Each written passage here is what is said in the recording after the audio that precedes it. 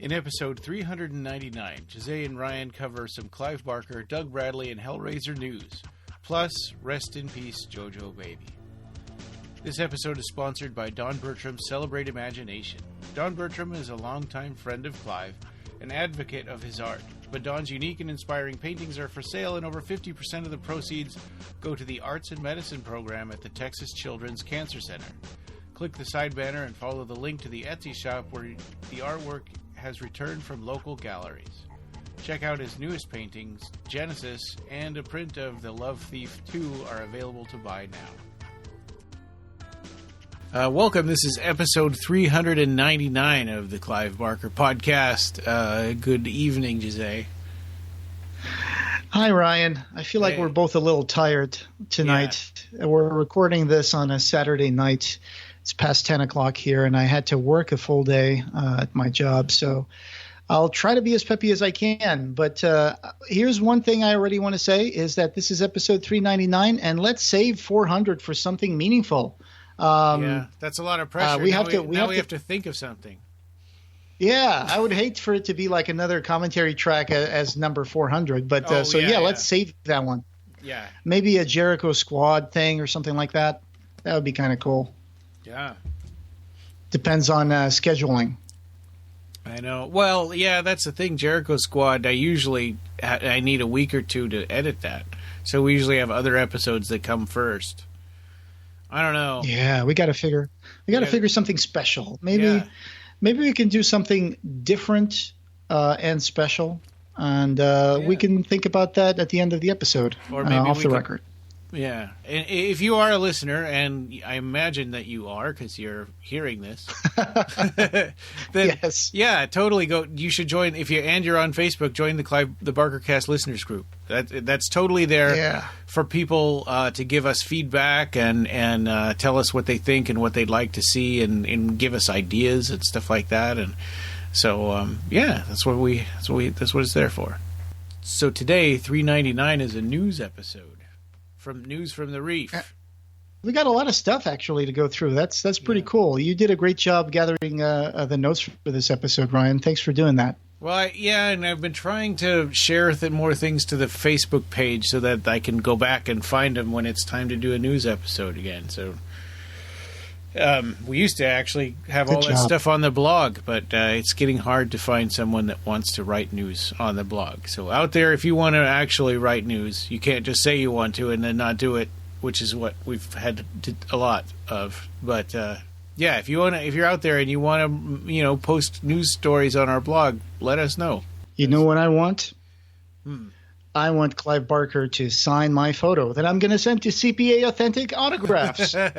That's a pretty good segue. Yeah. That's a pretty good segue. Yeah. So I think CPA, you have until Clive Barker is doing autographs through the CPA Authentic autograph. There's a pre-order, and the deadline is May 26th. So there's a good month and a half still to send your stuff in to get it signed. And if you haven't heard of CPA Authentics, if you've been on Facebook or in the Clive Barker groups, you might have seen them pop up every once in a while. And they do signing sessions with people in the movie industry. People usually do conventions. Yeah. If you can't go to a convention, this is your chance to grab your item. You can send your own item, or they will also have items for sale signed by the personalities that are signing. In this case, it's going to be Clive Barker. I'm sure they're going to have other people in different sessions. But, you can send your item to CPA Authentics, and Clive will sign it for you. Of course, there's a fee. We have a link for that in the show notes. This is a great idea because it used to be much easier to get stuff autographed with Clive. He was on book tours every year, and it's just not the case anymore. So, this is the convention appearances are rare, and so this is great. I would totally jump on this. Looks like the website lists each autograph as $65. Of course, there's going to be shipping because this is something they're going to be sending back to you. You can give a personalized message or just a signature. You can even choose the preferred pen. So I'm looking at the options here. Oh. You got no preference, silver, gold, bronze, black, blue, or red. That's a lot of options. Yeah. And they can also provide you with a certificate of authenticity. I'm not sure if they can send you a picture of Clive signing your item, though. I think I've seen that happen before, maybe not with CPA Authentics, so I don't want to say they don't do it. Go to their website and check it out. You can also ask them questions about it. But seems like a cool way to get that Hellbound poster that's missing Clive's signature signed finally. Yeah. Or any other item that you have that's related to Clive Barker's work. Yeah, I may consider that. Most of my stuff is autographed, but there are a few, especially the later books that I have not. So I think it would be probably a good idea. I might think about doing that.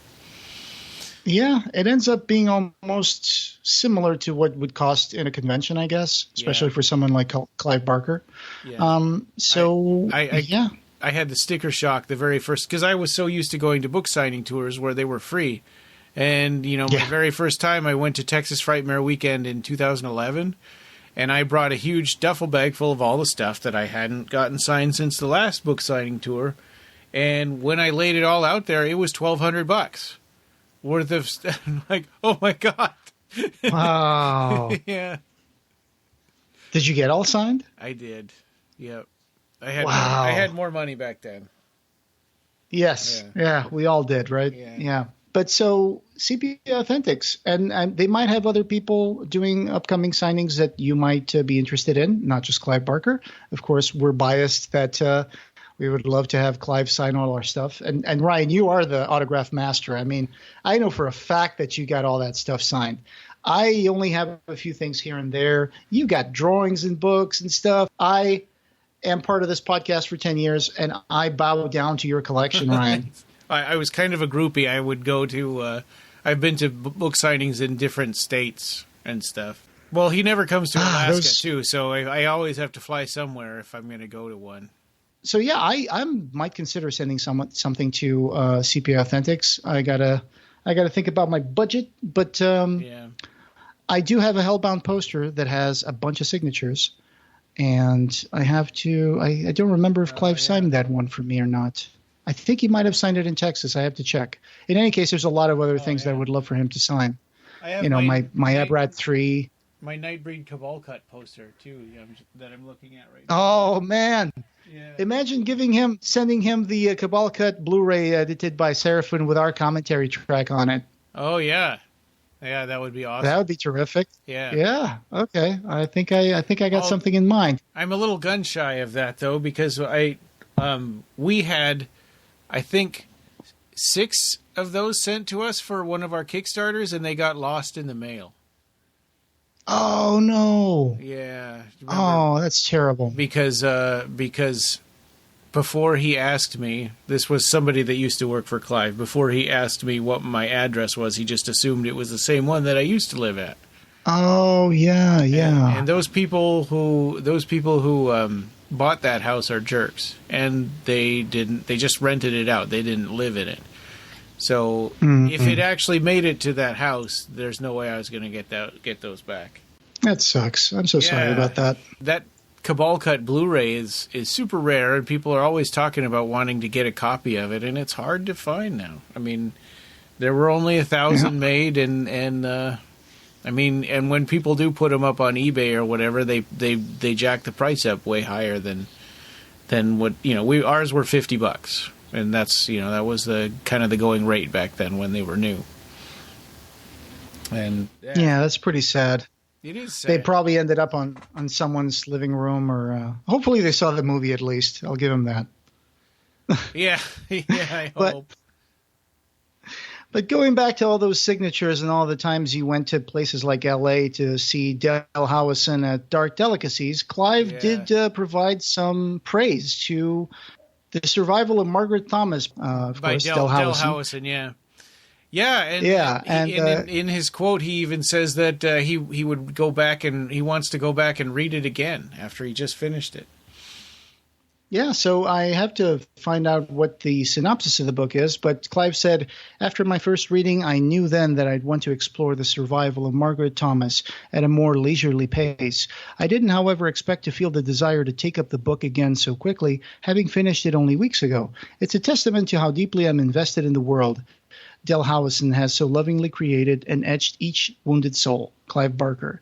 That's good praise for the book, right? I don't know if this is his first book. You think it is? I don't know. I mean, I know that he definitely edited books of short stories, right? There's the Dark Delicacies 1 through 4, I think, and those are books of short stories. There's the, Midian Unmade that he helped edit. But I don't know about novels. Oh, yeah, that's true. So going to his page on Amazon, I see that there's a lot of compilations and anthologies, right? I mean, and then there's the Survival of Margaret Thomas, which you can get from Amazon. You can get it Audible book, hardcover, paperback, or Kindle edition. Cool. And then I think all the other ones are pretty much just anthologies. So this might be his first novel. Yeah, I guess I'm not wrong. That's cool. Yeah. Well, congratulations, Del. I'm looking forward absolutely. I'll probably get that maybe on Audible. I'm thinking about it. Yeah. Oh, yeah. You can listen to it while you're driving. Yeah. The synopsis for the book looks like it's a period piece. It says, the West of the late 1800s is a lonely place. Margaret Thomas lives that loneliness, alone after the shooting death of her sheriff husband that she blames on herself, and searches for solace in a liquor bottle. Then one day a miracle arrives in a telegram informing her that the bank robber who shot her husband has been arrested. She is invited to the trial. But that judicial proceeding is all the way across the wild United States, and she's a former Easterner now living in Missouri. Margaret must make this journey for her husband's sake, and if she is to ever live again, assuage the guilt that's been haunting her since the day he was gunned down. Wow. It's like a Western. In the tradition of true grit, it says there at the end of the synopsis. So, hey, if you're into like period pieces, Wild West, 1800s, this is probably your book. Huh. That's cool. I wouldn't have expected that. But moving on, Doug Bradley has been announced to be in an upcoming sort of outer space horror movie called Thorns. And if you look at the synopsis of it, it kind of reads like Event Horizon. Event Horizon, yeah. It reminds me of Event Horizon when you kind of read the synopsis of it. We've posted a link to a Fangoria article about it. Right. The story centers on an ex-priest working for NASA who is sent to investigate a remote observatory that went silent after receiving a radio signal from deep space. Upon arrival, he discovers the signal has set in motion the biblical end of times. The former priest must now summon his lost faith to stop the signal from spreading hell on earth. You never see where somebody's distress signal or somebody went radio silent in space. They never get there. They go, oh yeah, our radio was broken. Sorry. It's never something easy like that. Yeah. It's always going to be something terrible, or then it's a monster, right? Yeah. It's going to be like, oh, we accidentally read a book that we found in this basement, and we summoned demons from hell. Yeah. In this case, Doug Bradley is going to play a mysterious archbishop in the film. Yeah. Archbishop, hell priest, hint, hint. I don't know if he's going to be the monster in this, or he's just going to be like some guy who confronts the monster. Probably the latter. Pretty grotesque looking screenshots on this Fangoria article too. So it looks intense. It looks good.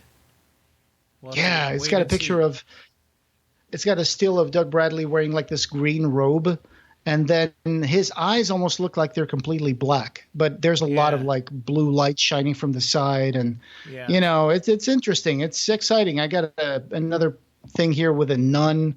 And it looks like there's some sort of like giant insect legs crawling out of her ear. For people who like body horror, this is probably going to be really cool. And the monster, right?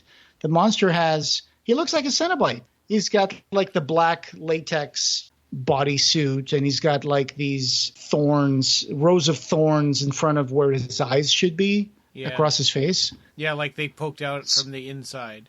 There's definitely a big callback to Hellraiser and the Hell Priest on this that I can see. He's pulling the skin of his face off in this, article. Yeah.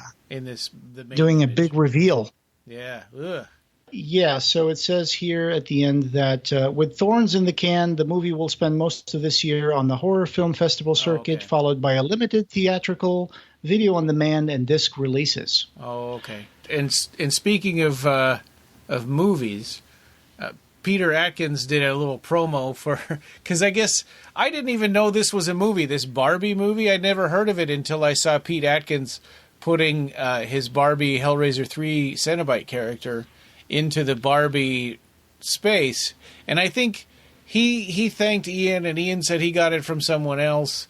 But Pete Atkins has been sharing it, and we shared it on the Hellraiser movie official page, and on Twitter and stuff we shared that. But yeah, so pretty cool. You know, it's I guess if there's a Barbie movie in July 21st, I don't know anything about that. I can't blame you. It's got Margot Robbie playing Barbie and Ryan Gosling playing Ken, and it's a live action film. Oh. And the trailer just came out this week, and it looks horrifying. Okay. Yeah, I had to go watch Hellraiser 2022 again to get that flavor out of my mouth. It's got to be like Scooby-Doo, right, where it's tongue in cheek and they're making fun of the source material.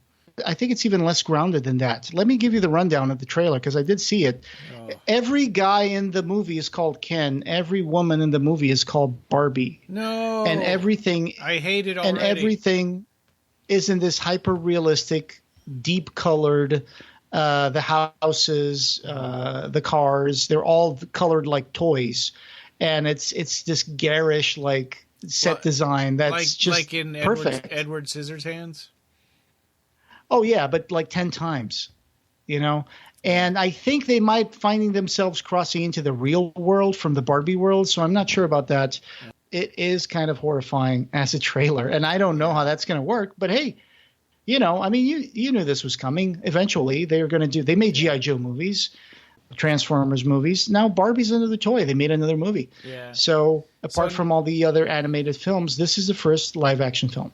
So we've got a link to the Twitter post from Pete Atkins where he put the Barbie Cenobite in there. And he also, in the comments on Facebook, he also included one that Barbie Wild shared of the female Cenobite from Hellbound in that little frame, you know. The real Barbie. Yeah, he said, here's the first Hellraiser Barbie. I know. And then Pete Atkins made one with Ken Cranham as Dr. Chenard. Yeah. But, I even done a Barbie meme of myself with not myself, but I made one myself with a picture from Jamie Clayton. Yeah. And I posted it in my Facebook stories. So, go check I'll that out share it to the podcast. Yeah. So, I mean, I guess that's the most fun anybody's going to have with this movie because it looks terrifying. Oh, you got to see that trailer. I want to see how many seconds you can take of that. Oh, it's If I can get through Hellraiser Revelations, that I can probably watch a trailer. I hope. Yeah, I think you're going to be good. Unless little Ken dolls come out of your couch and start dragging you into the parallel dimension. Anyway, now that I gave Ryan the shivers, what else do we have in the news here? We had an episode about movie Jojo Baby that Clive Barker was a producer for. And Jojo Baby, the documentary. Jojo Baby died last month in March. And the memorial service is this Sunday, April 9th, which is the day that this episode airs. So on that day, there'll be a memorial service in Chicago for Jojo Baby. That's right. So we had been following him on Instagram, and we like you said, we did that documentary that thanks to Joe Manco and Catalina of Little Spark Films for kind of getting a copy of it and doing the commentary track with us.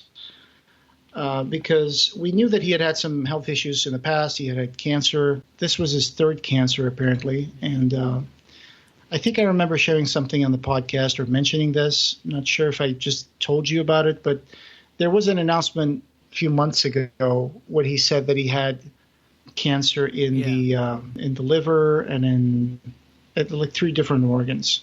Liver, lungs, and stomach, which was found back in November of last year.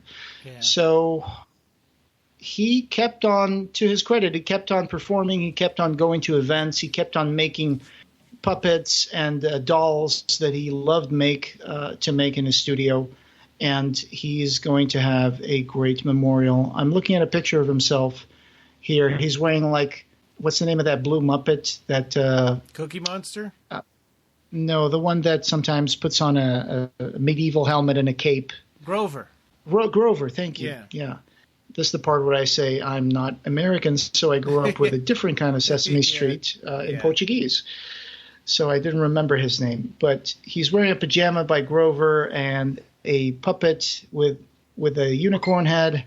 And he has this wonderful tattoo of the Hellraiser lament configuration going over his left wrist. And he was just such a great guy, a great artist, an amazing person, and he's really going to be missed. Yeah. This is really sad. It's in Chicago at Metro Chicago. It starts at 7 p.m. To 11 p.m. Honor to him as an artist and as a drag performer, because we live in a time now that drag queens are being ostracized and criticized a lot by powers and people on a certain political spectrum. And that's just wrong. They're just performers, and they're nice people, and they're artists. Yeah. And it's let's stop with the stupid morality police, and let's just let these people do what they want to do and perform and make our lives a little better and sing and dance. I mean, come on. There's nothing wrong with singing and dancing. I mean, I'm just tired of this crap. But, rest in peace, Jojo baby. You're going to be missed. Yeah. And there's another bit of news, right? I mean, another thing that you put in here was that Clive Barker's Dark World, the book by Phil and Sarah Stokes, is now at Dark Regions Press, right? Yeah. So I think they have a limited number of them, but now you can buy it at Dark Regions Press. Former sponsor of ours, great people. We love Dark Regions Press and the work that they've done in the past with Clive Barker. So good. Yeah. All the books they publish and stuff, it's amazing. And now they got a pre-order for Clive Barker's Dark Worlds trade hardcover. I think it costs $50, and it's definitely worth it. I mean, oh my God. Go listen to our episode where we reviewed it and the episode where we spoke with Phil and Sarah Stokes. Amazing stuff. Yeah. You found Jamie Clayton dressed to attend the 34th Annual GLAAD Media Awards. That's right. Yes, I follow Jamie Clayton on Instagram, and so I just the last picture she posted was her wearing an amazing dress for the GLAAD. I think the 34th GLAAD Awards. So go girl! Looking amazing. I follow her on Instagram, but I don't ever go on Instagram, so so it doesn't do me much good. Back when Hellraiser was coming out on Hulu, she and the people with all the other actors that played Cenobites were always releasing little tidbits of themselves in the makeup room and stuff. And so that was super cool for people like us who love to see the makeup being put on, or seeing them just relaxing, having some bubble tea or something with a straw while their skin is hanging off their bodies. So It's just so much fun. Yeah. That movie, I'm still hoping for. I'm hoping with it still that we get a U.S. Sort of deluxe 4K edition of that. So I'm on board. Fingers crossed. And we want Ed Martinez's interviews to get on there as special features. Oh yeah, I think he doesn't mind me saying this, but if you guys saw his YouTube video with his conversation with Russell Effects. He's double dipping on that, and he's talking to a lot more people, a lot more artists that worked on Hellraiser. So I think there's a lot more content that he's about to drop at some point. So I would keep an eye on Ed Martinez's YouTube channel. Yeah. And it's going to be cool. He's got a lot of interesting stuff, with the people who designed Chatterer, the guy who designed the Cenobites, the original designs for the Cenobites. And I mean, keep an eye out for that. I'm sure we'll be able to announce that as soon as he's got something ready to drop. And we would love to do a commentary track for that movie, an official one on a Blu-ray. So if anybody out there is listening, we're available. We want to do that. I love that movie. That was great. What do we see it? Probably 3-4 times. I think you've seen it. More than that. For me, it's 3 or 4 times. Yeah, I've seen it more than that. Yeah, it's a great Hellraiser movie. The best. I just love that ending sequence with the void And no spoilers, Oh but my the God. ending sequence with Voight. Holy Yeah. crap! Yeah. I love going back to that and just watching it. Visually, with the music. that movie just blows you away, and the music too. The visuals and the sound are incredible. Right, Yeah. right, and the soundtrack is out too. So Yeah, if you've listened to it, I know it's just so much stuff, you know. Is it on But- CD or is it only on like you have to I think- play it on like Spotify or whatever? I think you can buy it digitally, or you can buy it in vinyl as well from like that those Mondo releases that they did for Hellraiser 1, 2, 3, and now there's one for this one. Yeah. And they all have kind of the similar cover with the Hell Priest in profile painted on the cover. And so the one with Hellraiser with Jamie Clayton's Hell Priestess, it's got these like red straps of tendrils of flesh like coming out of the back of her neck and head. So it's really, really cool. And the music is really good, like you said. So I did see someone post because the DVD of Hellraiser 2022 has come out and people started receiving it from Amazon pre-orders and stuff. So it is a very bare bones edition, though. I mean, like we expected, it only has like, English audio, and I think it's got French audio.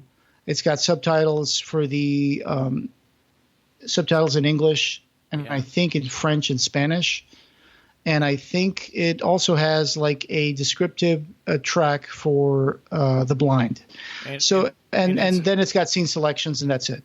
And it's only on DVD, not even high definition or ultra high definition, which, when you watch it on Hulu, it's in 4K. So that's how you would expect to be able to watch it. It's a bummer.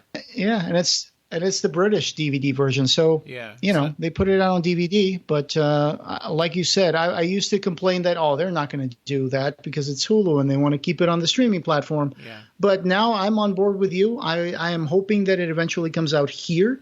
I predict, here's my prediction now, that it's going to come out here on Halloween. Oh, yeah, that would be terrific. Because I think that'd be perfect. That by that time it's had a whole year to run its course at Hulu, and they'll probably have new horror movies, right? So that'll be the perfect time to try to get a boost out of it. Yeah, and you get that boost from like Halloween in October, and people are, it's spooky season, and it gets people talking and watching and telling their friends about the movie again. So I think that would be really smart of them if they followed your advice. But I have no insider information, and I'm just guessing, so I could be completely off base, and maybe there'll never be a U.S. release, physical release. I have no idea. Let's stay optimistic. I think we'll at least get that DVD in the U.S., I hope. And then after that, possibly a Blu-ray. I would love that to happen because it's a really big movie. Yeah. And if they really want this movie to scale up with the fans, they have to find a way to spread it around, Yeah. I mean, Candyman came out on high definition, ultra high definition 4K Blu-ray. So give us Hellraiser. Yes, please. Yeah. That's kind of the end of our news stuff for this episode. But coming next, of course, like we said in the beginning, episode 400. And if it takes us a couple of weeks to do our next episode, that's okay. I don't want to throw something else in between and screw up the numbers, right? So episode 400's got to be big. And so that's what we're going to do.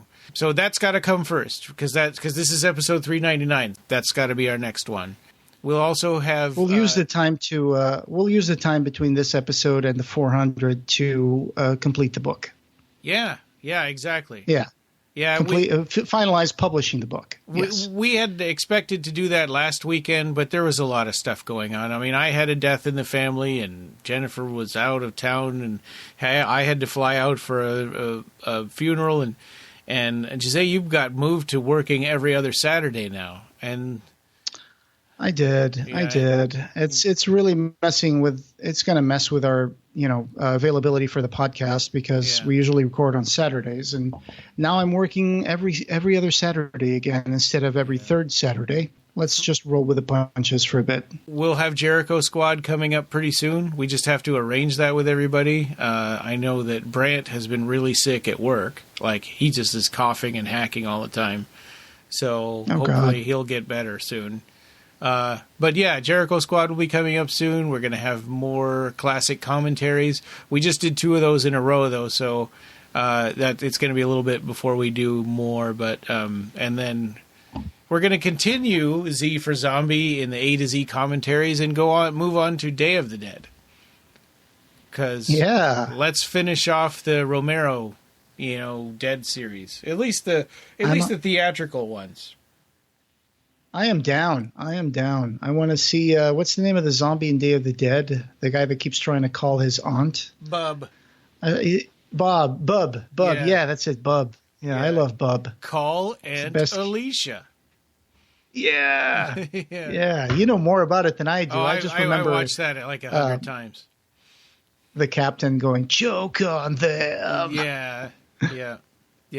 Rhodes. All right. Captain Rhodes. Yeah, Captain Rhodes, that's it. He's a real hard ass. Oh my God, he plays such a despicable character. It makes you think like it's one of those characters that you would think he's a jerk in real life because he did such a good job, but he's probably not. Nah. So that's going to be fun. More Romero zombies coming up. And I'm sure, Ed is going to join us with Nina. And we'll see who else wants to join. But, a lot of stuff in the queue. And this podcast, having no beginning, will have no end. Thank you for joining us, and we hope you have subscribed. You can find the Clive Barker podcast wherever you find audio. Show notes for this episode, as well as news and reviews, can be found at our website at www.clivebarkercast.com. The Clive Barker Podcast, or BarkerCast, is an independent editorial podcast and blog that is not affiliated with or under contract by Clive Barker or Seraphim Inc. This is a labor of love by the fans for the fans. You can chat with us on our Facebook BarkerCast listeners group, our Facebook page, Twitter, or our new Discord server.